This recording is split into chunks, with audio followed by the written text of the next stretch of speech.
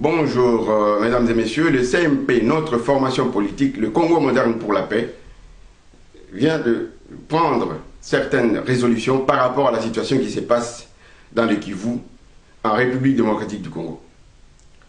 Qu'est-ce qui se passe? Mesdames et messieurs, pour un petit rappel et un petit historique, Laurent Désiré Kabila a pris le pouvoir par des armes pour chasser M. Mobutu. Ça, c'est une histoire connue.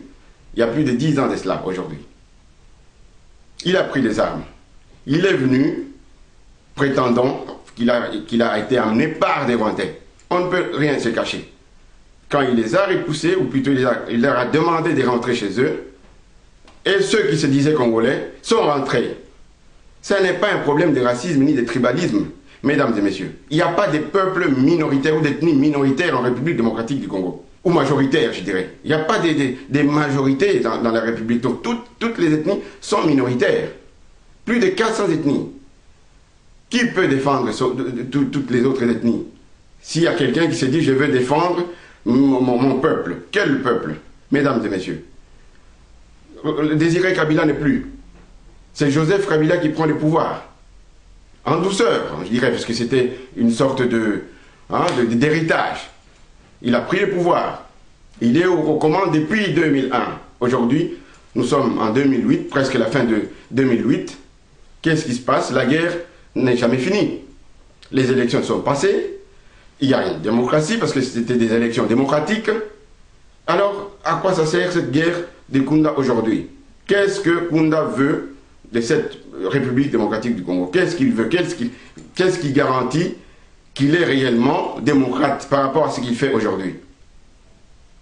Mesdames et messieurs, par rapport à la défense des peuples, s'il faut parler des ethnies, l'ethnie de Kunda est représentée. Nous avons eu Rouberois comme vice-président, il représente l'ethnie de Kunda.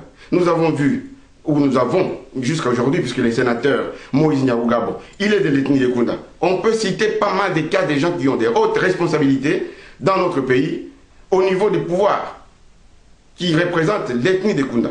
Donc il n'y a pas de, je vois pas, il n'y a pas de torture, ni morale, ni physique par rapport à ce genre, ou par rapport à son ethnie. Donc le problème est ailleurs. Aujourd'hui, nous remarquons qu'il y a toujours des réunions, des colloques, je ne sais pas moi, qu'est-ce qu'on fait partout, on doit se parler, on doit aller juger, on doit aller débattre des histoires par rapport au Kivu. Il n'y a rien. La réunion s'est passée à Goma, la fameuse conférence, qui a accouché de quoi? Du fiasco, comme on a dit, de la guerre, encore une fois. Donc ce n'est pas ça. Le problème, on doit savoir que ce que veut Kabila lui-même, est-ce qu'il est sincère par rapport au peuple congolais? Parce que chaque fois qu'il y a possibilité de gagner cette guerre, c'est lui qui empêche la guerre. Et il va aller en Nairobi le vendredi pour discuter avec Kagame. Il parle les deux langues, pour ne pas dire toutes les langues de Kagame. Les Rwandais, les Kinyarwanda, l'anglais, tout ce qu'on sait, il parle. Combien de fois M. Kabila doit se parler ou doit rencontrer ce monsieur pour pouvoir trouver une solution en République démocratique du Congo? Ou plutôt, c'est uniquement question de la poudre aux yeux, montrer qu'au peuple qu'on est en train de négocier, qu'on est en train de gérer un pays alors qu'on ne fait rien. Jusque quand, mesdames et messieurs? 2 millions de déplacés.